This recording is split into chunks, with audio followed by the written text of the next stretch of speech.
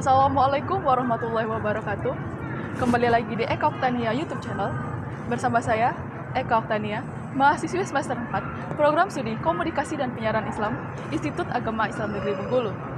Pada video kali ini, saya akan kembali membahas dua materi saya pada video sebelumnya, mengenai tulisan human interest dan lead kepenasaran kumulatif.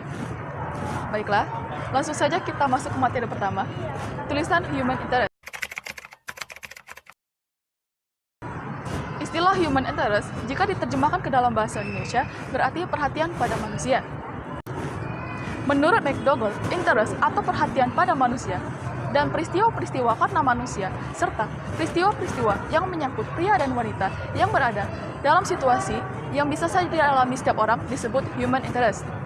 Bisa disebut human interest jika terdapat interest atau perhatian pada kehidupan manusia secara keseluruhan yang menyebabkan kita merasa simpati.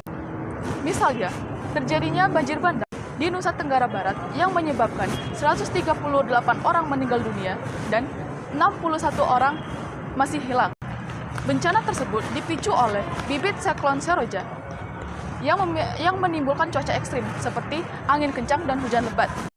Dalam peristiwa inilah terdapat unsur human interest, karena kita merasa simpati atas bencana yang terjadi. Rasa simpati inilah yang membuat kita ingin membantu mereka yang sedang kesusahan, seperti menyumbangkan uang, pakaian yang masih bisa dipakai, makanan, dan lain sebagainya. Perhatian semacam inilah yang dimaksud bahwa suatu peristiwa memiliki unsur human interest, meskipun tidak memiliki nilai berita, seperti aktualitas, kedekatan, keterkenalan, dan dampak.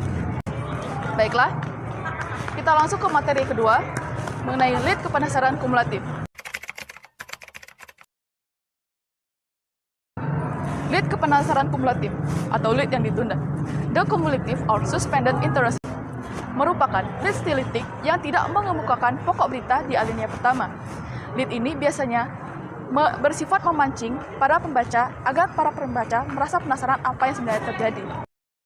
Contoh, pada Sabtu kemarin, polisi sudah mengantongi identitas mayat laki-laki yang mengapung di tepi sungai Gonjang Rejo, Karanganyar. Siapakah laki-laki tersebut? Pada pertanyaan siapa laki-laki tersebut, itu merupakan lead kepenasaran kumulatif. Karena terdapat rasa penasaran siapakah mayat laki-laki tersebut.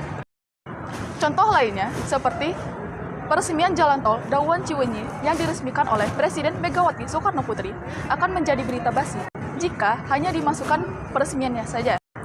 Berita ini akan lebih menarik jika peristiwa ini dikaitkan dengan segi percepatan perjalanan Jakarta-Bandung dan segi peresmian jalan tol. Contoh, perjalanan darat Jakarta-Bandung yang selama ini ditempuh 3,5 jam, mulai Selasa kemarin dapat ditempuh 2 jam.